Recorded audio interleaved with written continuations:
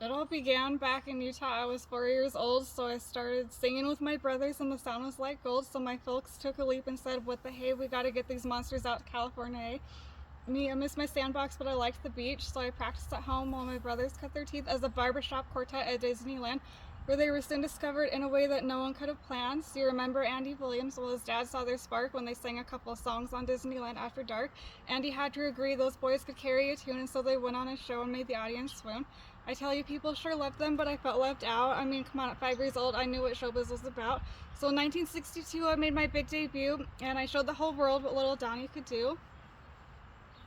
By 67, we got noticed by the great Jerry Lewis, who played Ralph Roughton to my Ralph Roughton Jr., did a Bob Hope comedy special musical, and Nancy Sinatra was beautiful, because when you're busy as we were, you got over while you work, and miraculously none of us became too much of a jerk, but we were changing and wanted to rebrand as the Osmonds, a rock and roll band.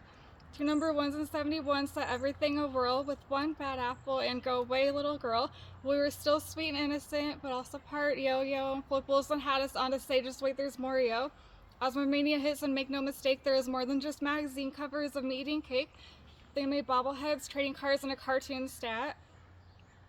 72 we went metal with Crazy Horses. 73 Led Zeppelin's label endorsed us. 74 toured the world again but soon changed courses as Marie and I officially first joined forces.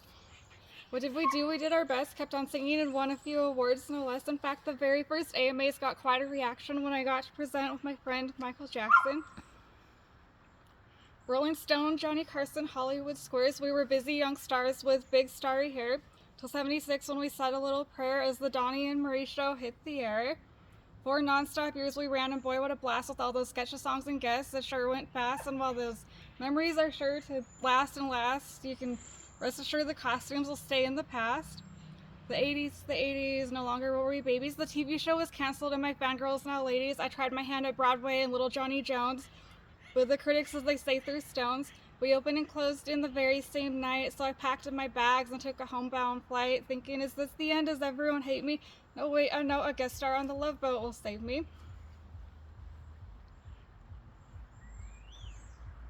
In 1982, I had a quarter-life crisis, disappeared and grew a beard that screamed, see, I have vices, but no one took notice until 1985 when this Jeff Beck video reminded folks I was alive. I started getting meetings with producers and the like to some shows, released some singles, really tried. But the radio stations all thought Donny Osmond was taboo, that their listeners considered me a squarer. It's true. Told DJs across the country played my single without saying who this mystery artist was behind the song they were playing. People started calling and requesting replays around the clock, and when the truth came out, said Donny Osmond making it rock. It was really vindicating to be heard with honest ears after battling my image for so many years. And what was the comeback song, Heaven Sent From Above, my 1989 release, Soldier of Love?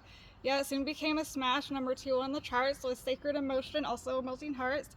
Hold On became my 3rd hit single in a row, topping the MTV dance charts with that. Then Capitol Records looped in Wine Dine and signed me as the media 180 on the history behind me, embracing that little Donnie had grown into a man, paving the way for so much more as the 90s began. Because I was back from the dead, and as Arsenio said, there's some new exciting days ahead, and not just in music, though I didn't quite retire with a string of new hits like My Love Is a Fire. In 1991, I found my talent for touring, including the racing kind, which was so alluring. I had 2 celebrity charity Grand Prix on slate, and once you know, I won them both. I almost went pro. Really, Chevy was down, but I was offered a role in a show out of town, playing a guy with lots of brothers who somehow stood out, something I know absolutely nothing about. It seemed safer than racing, though, so I accepted it, and good thing because it was bigger than I ever expected, making me a theater star as the titular Dreamboat and Josephine the Amazing Technicolor Dreamcoat. I was red and yellow and green and blue over 2,000 performances, a movie version too.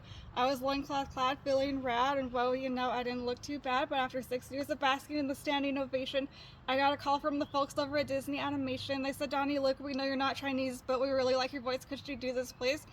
How could I say no to bringing to life Disney Prince? Great story, great song. It was easy to convince, so I joined the Disney Renaissance, got my song on as Captain Li Shang in the movie Mulan.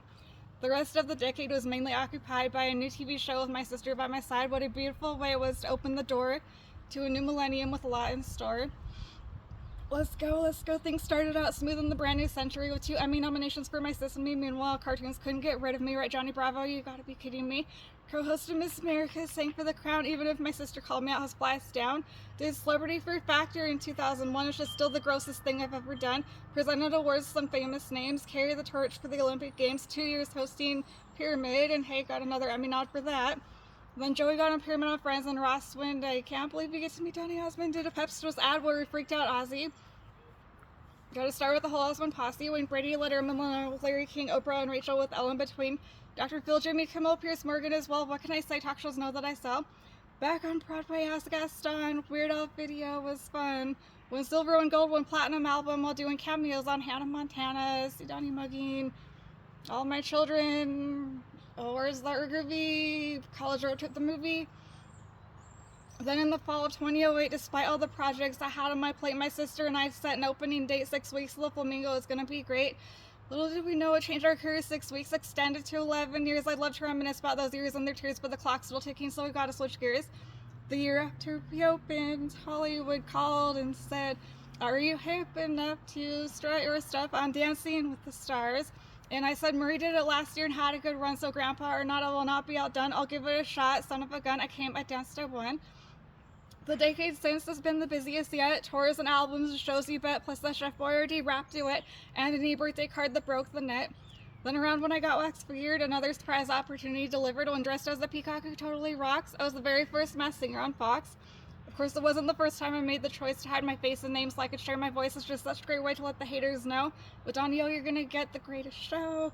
Yo, out of sight, 60 plus years at the speed of light. If you didn't know before that my flow was tight, and I know for sure, right, Donny, that's right.